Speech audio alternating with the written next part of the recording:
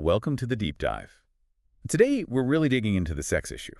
Our aim here is to get past the cliches, Yeah. and explore sexuality, seduction, desire Yeah. in a way that feels more powerful. Exactly. We've gathered a lot of material, and the idea is to give you that deep knowledge you're looking for, but efficiently. Right, quick but thorough. Yeah. We're covering a lot from like the psychology of attraction right through to practical tips for intimacy.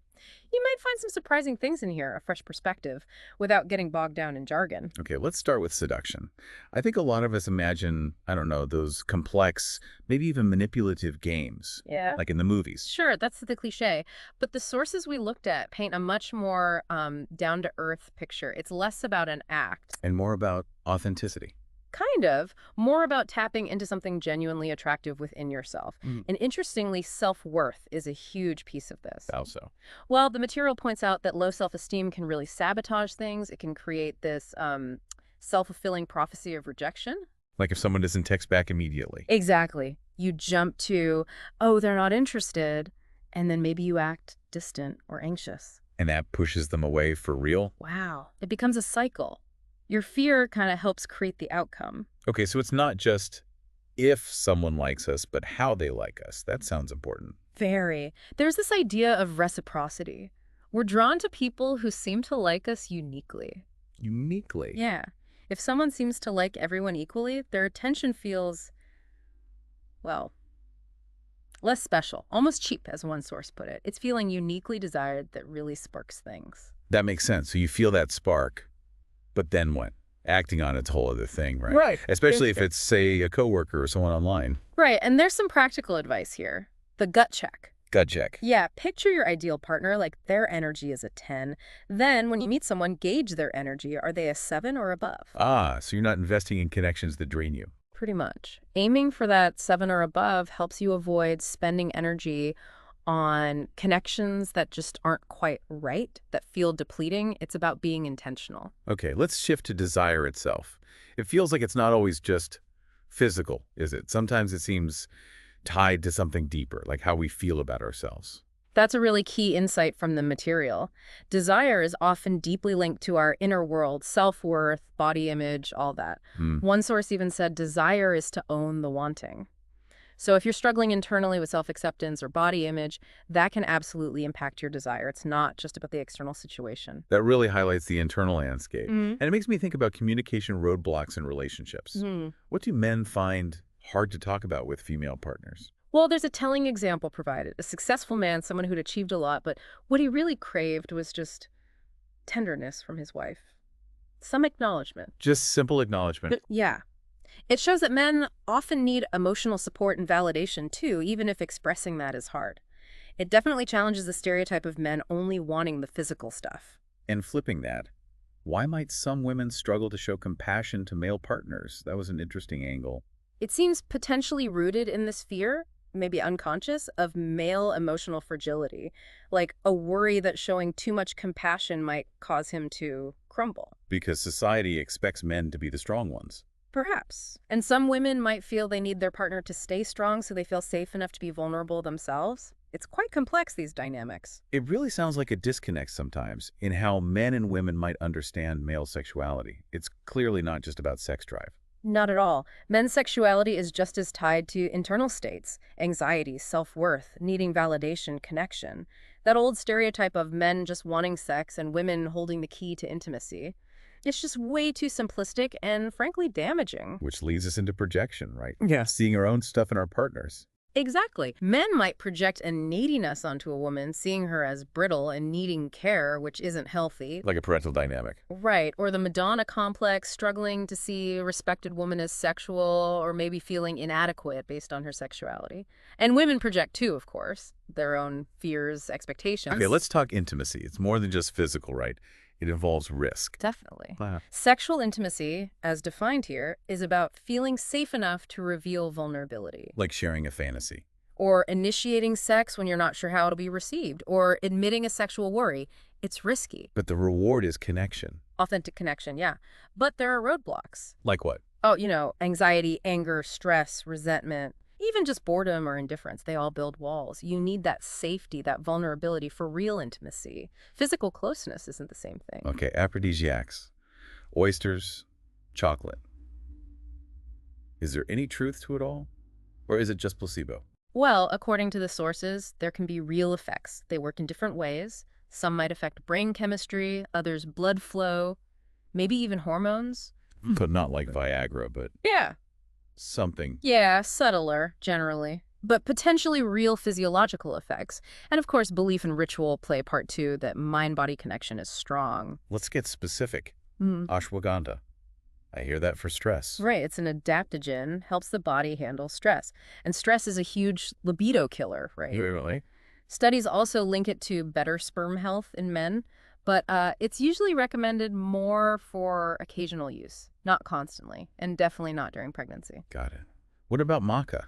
That comes up a lot for libido. Maca's got a long history, used in the Andes for sexual function, healthy ovulation. Interestingly, the research suggests it might work more on the psychological side of sex. Like enhancing fantasies? Potentially, yeah. Boosting desire that way. Taste is a bit earthy. Some people mix it in smoothies. Seems safe for daily use, though. Horny goat weed. Can't ignore that name. Huh. No, you can't. Apparently, goats that ate it got friskier. It has icariin, which acts a bit like ED meds. Helps blood flow, inhibits PDE, that sort of thing. Helps maintain erections. Histidine. That's an amino acid, right? Yeah. And unlike antihistamines that make you sleepy, this one's more stimulating. Might boost sensitivity, maybe even help with orgasm intensity. Some reports suggest it helps women who struggle to orgasm. Caution for allergy sufferers, though. Okay, foods. Pomegranates. They look the part. They do. Symbol of fertility in many cultures. Plus, they're packed with antioxidants. Some studies show they can boost testosterone and sex drive. And chocolate. The classic. Well, sharing it is nice, creates connection. But chemically, you've got theobromine, a mild stimulant, and phenylethylamine. Which releases endorphins. Endorphins, dopamine. Those feel-good chemicals. Oysters, another famous one. Zinc. Yep. High in zinc, which is crucial for fertility, sperm production, plus other amino acids important for sexual function. So there's some biology behind the reputation. Sultan's paste. Sounds exotic. It is. Turkish remedy. Blend of over 40 herbs and spices, fenugreek, saffron, ginger. What's it supposed to do? Improve blood flow, boost energy, desire. Yeah. Fenugreek especially has some research behind it for aphrodisiac qualities. Taste is unique, apparently. And even threw in a chocolate bark recipe. Yeah, simple one. Coconut oil, ghee, cacao, sweetener. Ties back to the mood-boosting cacao. Nice little treat for a sensual evening, maybe. Okay, let's get back to relationships. Dating after a breakup. That fear is real for so many people. Oh, absolutely. The material really stresses taking time for personal healing first.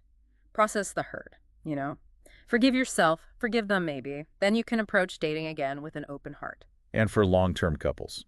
Any timeless tips to keep things spicy? Several good ones. Pay attention to your environment, tidy the bedroom, maybe upgrade the linens. Simple things. It creates a mood. Exactly. Symbolically, maybe get rid of old lingerie from past relationships. Cultivate some personal mystery. Have your own life, your own interests. Keeps things interesting. Right, and even things like understanding your emotional brand for dating profiles. And importantly, the power of your thoughts. Thinking loving thoughts about your partner can actually help manifest that passion. Creating that sensual bedroom environment seems key. Any more specifics? Yeah, beyond tidying, actively remove clutter. Laundry baskets, piles of paper, get them out. Put away distracting old photos. Have a little side table for drinks, maybe. Convenience and luxury. Kinda. And interestingly, they advise against stuffed animals if you're going for an adult vibe. Okay, sex toys. Perceptions have really changed, haven't they? Less taboo now. Definitely. That old vibrator addiction myth is hopefully dying. Toys can be amazing for solo play and partnered sex. How so? Well, variety, exploring new sensations, anal play, maybe bondage if you're curious, different kinds of orgasms, specific toys like glass dildos for cervical sensitivity or jade eggs for deeper energy work. How do you bring it up with a partner if you're hesitant? Frame it as enhancement, something fun to share, not something that's missing. Like, hey, I'm curious about this. Want to try it together? Exactly. Maybe offer for them to try it on you first. Make it collaborative. An adventure. Openness is key. What kind of toys are good for starting out, beyond the basic vibrator? Things that encourage connection with your body, increase sensitivity, jade eggs, moonstone dildos.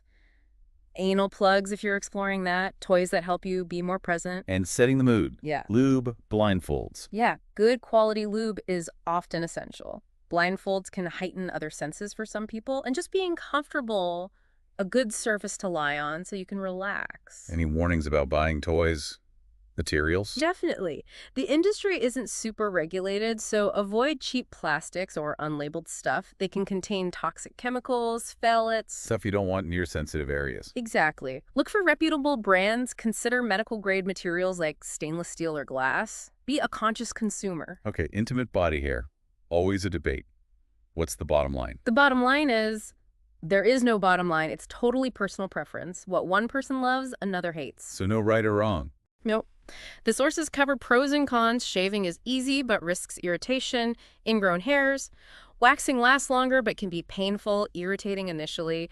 Laser is more permanent, less hassle long-term, but costs more upfront and, trends change. But laser works on more skin hair types now.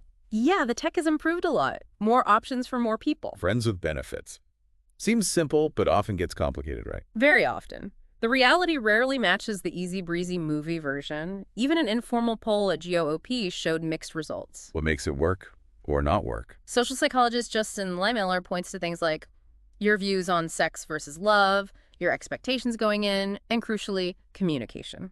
And it's not just one model, is it? Like close friends who add sex. No, there are variations, like booty calls, which are mostly just about the sex, little connection, or even X-sex, reconnecting physically with a former partner. Key seems to be honesty, especially if feelings change. Absolutely. Be honest with yourself and them if you start wanting more.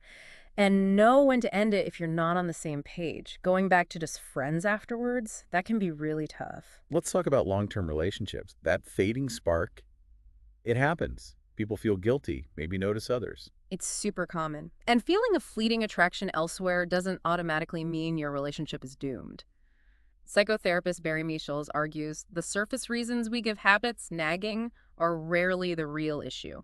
So what is the real issue or the solution? He emphasizes actively working to make your partner feel desired, even when you're not feeling it intensely in that moment. Like act as if. Exactly. Behave as if you're attracted, and often the genuine feeling can follow.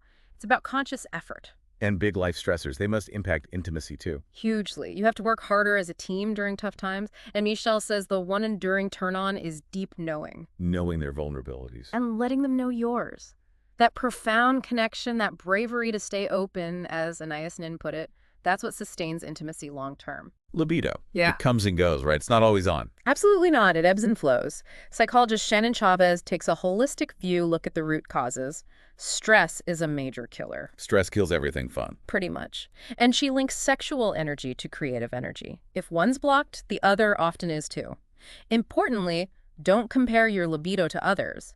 Just focus on TLC for yourself. Playfulness helps. Any simple ways to relax and maybe find that spark again? Sure, simple things. Take a bath, focus on your breath, exercise, self-massage, even just mindfully watching nature or a candle flame. Anything to reduce stress and increase presence. Okay, masculine and feminine energy. Often linked to Tantra, right? At least in the West. Yeah, Western Tantra often focuses on the sexual aspects, self-improvement. The core teaching is that everything is sacred. It's about embodied attention, awareness. And the energies. Everyone has both. Everyone has both, but we usually lean towards or enjoy one more. That often shapes sexual preference.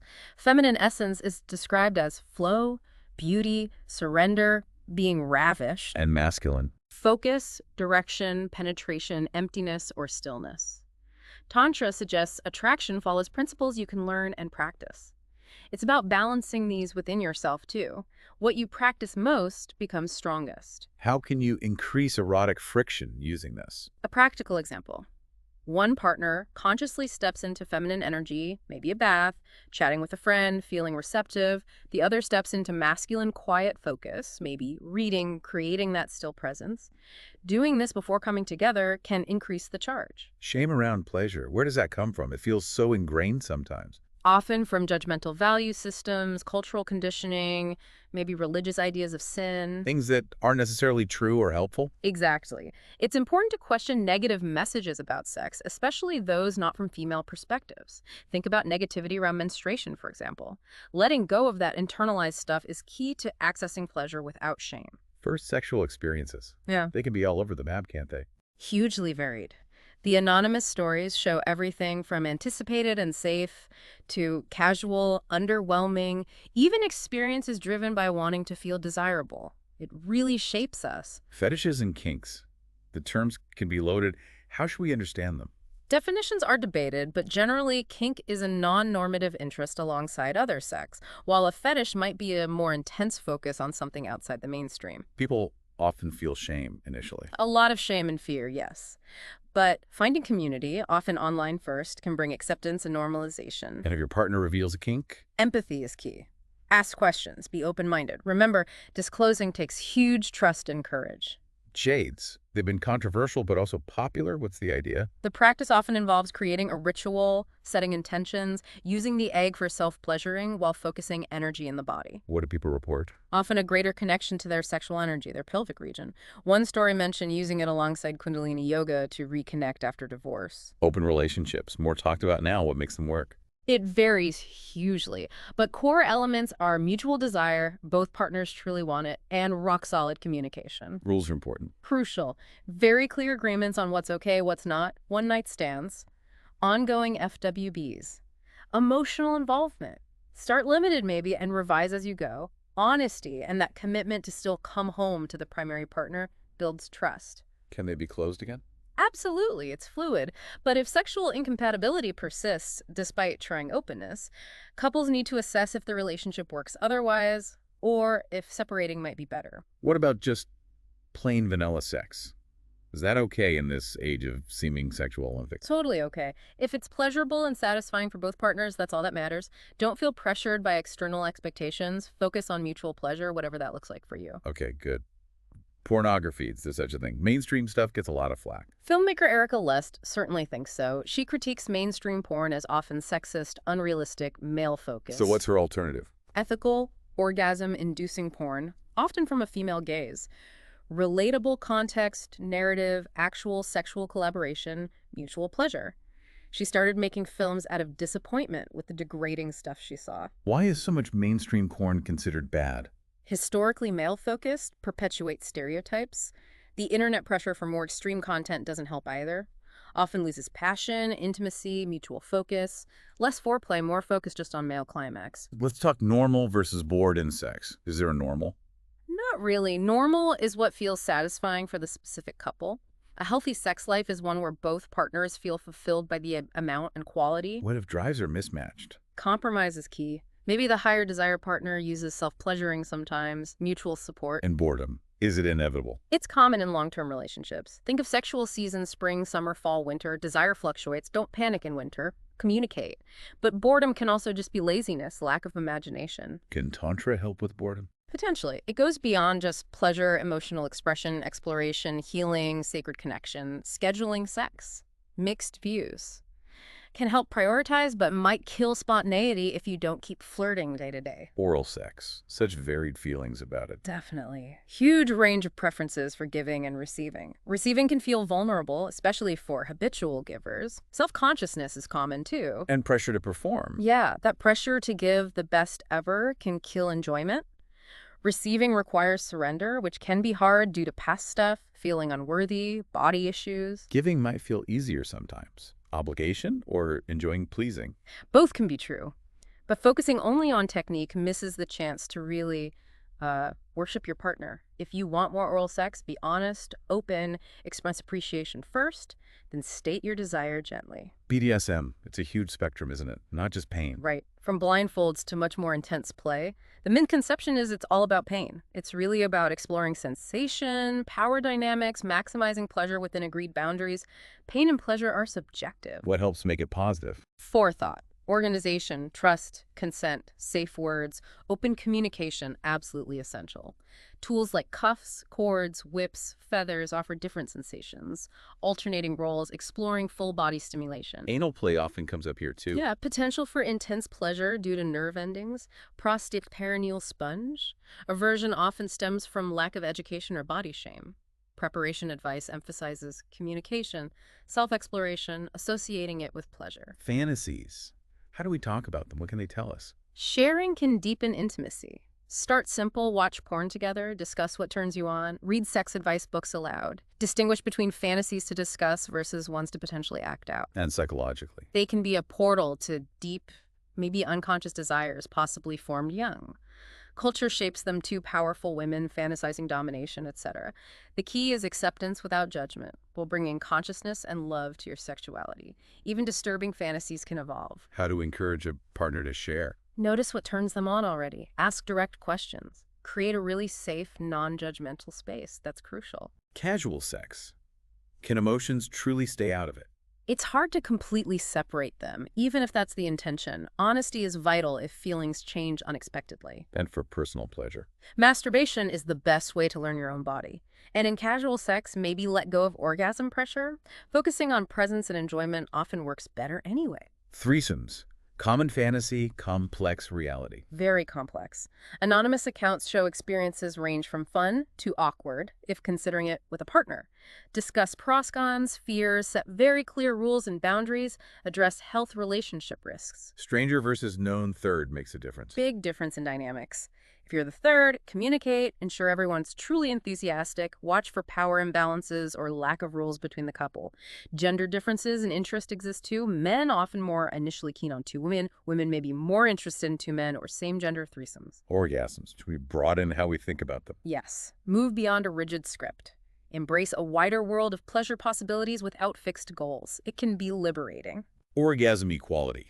That pleasure gap is real, isn't it? Very real. Using intercourse and sex interchangeably is part of the problem. For most women, orgasm needs clitoral stimulation like 95%, according to Lori Mintz. So intercourse alone doesn't cut it for most. For only about 5%, apparently. The gap narrows with age and in committed relationships, but rarely closes fully.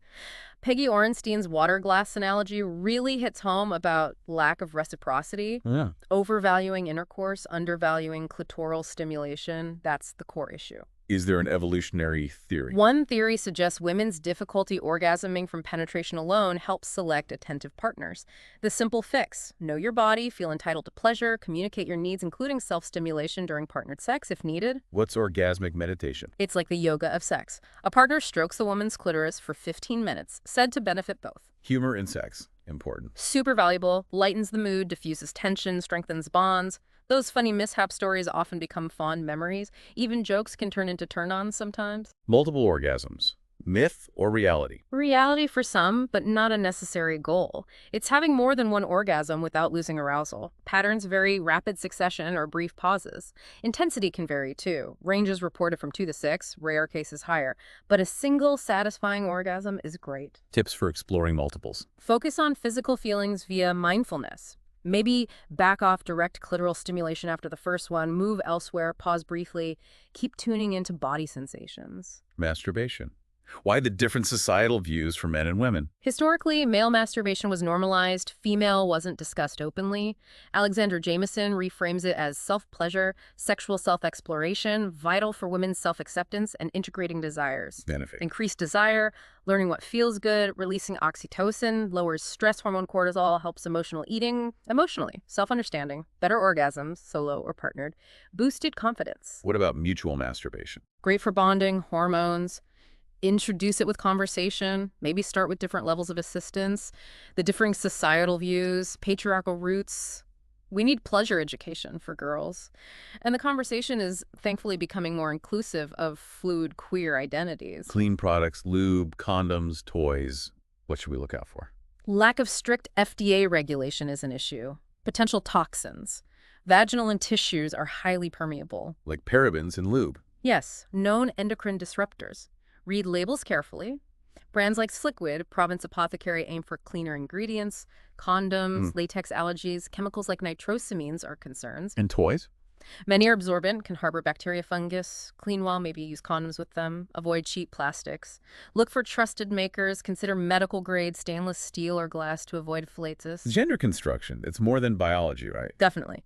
The binary view tied only to biology is quite specific to European modernity. Most cultures recognized other options. Think of gender like language, social system shaping experience. Some feel a lack of fit early, others later. Exactly. But while cultural gender is fluid, an individual's sense of gender can be fixed. Biology isn't destiny in how societies categorize people and assign roles rights. We need more slack in how people navigate it. Hormones and sexual health. Which ones matter most? Key players: estrogen, lubrication; progesterone, cycle, libido, oxytocin bonding; cortisol, thyroid energy; testosterone, libido in all genders. Hormones are linked to like 70% of low libido cases reflects an inner imbalance. Cortisol is the boss. Often needs addressing first, as high stress disrupts everything else. Balancing often starts with lifestyle.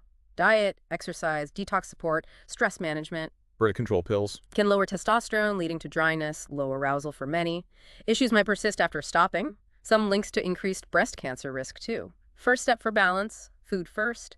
Nutrient dense, mostly plants, aids detox. Manage stress.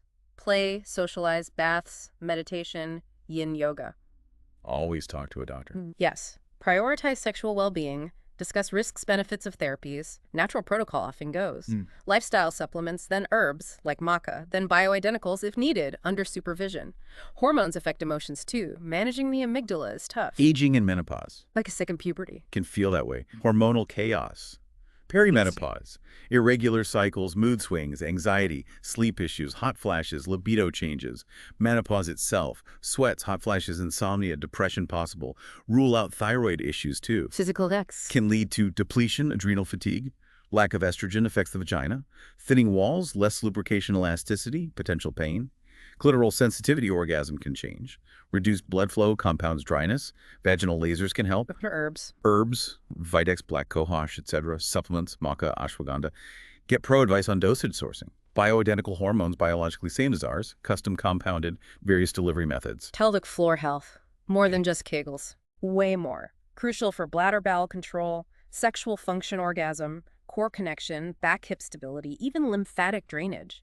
Kegels are good. Simple start. What else helps? Pilates, foam rolling work the core and surrounding muscles. Rebending mini trampoline is surprisingly effective too. Simple exercises.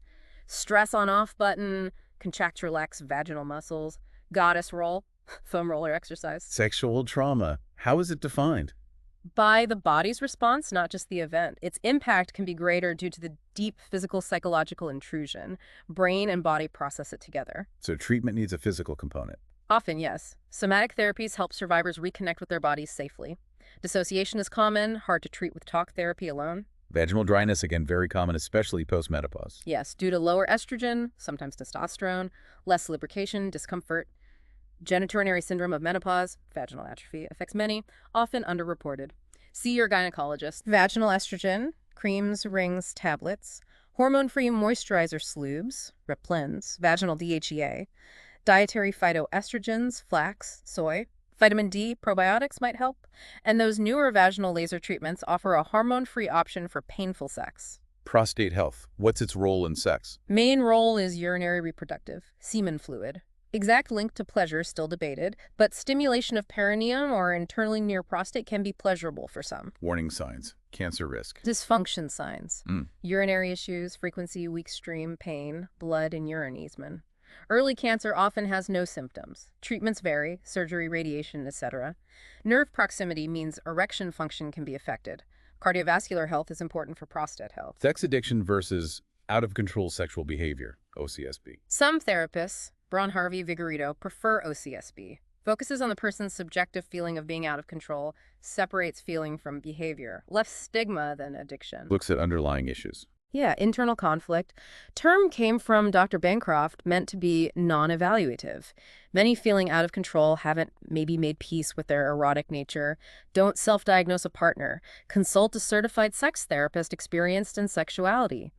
Training levels vary, so check credentials. Okay, let's wrap with some final quick tips from individuals. Always good. They cover communication, trust, letting go of self-consciousness, guiding your partner. The hotel room aphrodisiac effect. Yes.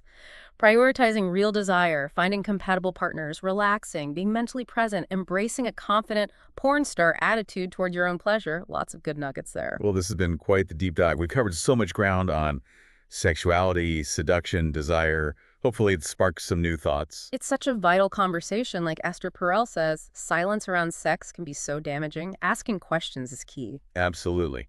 We hope you keep exploring, reflect on what resonated with you today, keep that curiosity going. And maybe ask yourself, what societal norms or personal beliefs you hold might be limiting how you understand or experience your own sexuality and intimacy? Something to think about.